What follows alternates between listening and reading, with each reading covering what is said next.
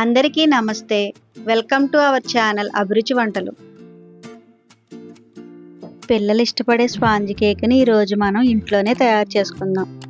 Baking powder, baking soda లేకుండా చాలా సింపుల్గా కేక్ని ప్రిపేర్ చేసుకుందాం. స్పాంజ్ కేక్ ఎలా తయారు చేయాలో చూద్దాం.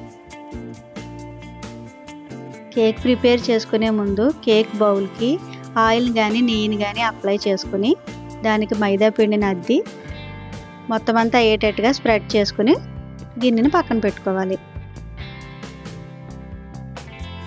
ఒక మిక్సింగ్ బౌల్లో 1 కప్పు మైదాను జల్లించి అందులోనే చిటికెడు సాల్ట్ను వేసుకోవాలి.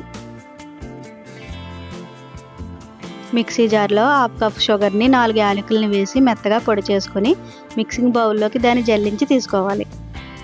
ఇలా అన్నీ జల్లించి తీసుకోవడం వల్ల మనకి కేక్ చాలా సాఫ్ట్గా వస్తుంది. ఇందులో 3 టేబుల్ స్పూన్ల పాలపొడిని కూడా వేసుకొని బాగా కలుపుకోవాలి. పాలపొడి వేయడం వల్ల కేక్ టేస్ట్ చాలా బాగుంటుంది. మిక్సీ జార్లో 1/2 కప్పు ఆయిల్, 3 ఎగ్స్ని కొట్టుకుని వేసుకుని బాగా మిక్సీ పట్టుకుని మిక్సింగ్ బౌల్లో వేసుకోవాలి. ఇప్పుడు దీన్ని ఉండలు లేకుండా సాఫ్ట్గా అయ్యేలాగా బాగా కలుపుకోవాలి. పిండిని ఇలా సాఫ్ట్గా కలుపుకున్న తర్వాత ఇందులో మనం బేకింగ్ పౌడర్ని కానీ బేకింగ్ సోడాని కానీ వేయకుండా ఈనోని వేసుకోవచ్చు. ఈనో పౌడర్ మీద కొన్ని పాల చుక్కలను వేసుకొని దీన్ని మొత్తాన్ని బాగా కలుపుకోవాలి. చూపించిన విధంగా కన్సిస్టెన్సీ ఉండేలాగా బాగా కలుపుకోవాలండి.